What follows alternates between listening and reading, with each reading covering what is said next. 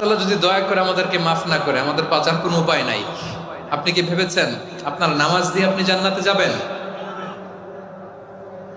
আপনি তাহাজ্জুদ গুজার, সেজদা দিতে দিতে কপালে দাগ ফেলেছেন, এটা আপনারা জান্নাতে নেবে না?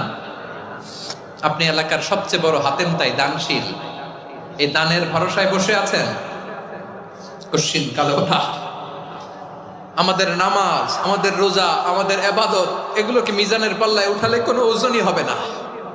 তবে আমাদের একটা কৌশল জানা আছে, আমরা আল্লাহর রহমতের ভিখারি। আমরা সেদিন আগেই গুনার স্বীকৃতি দিয়ে দেব।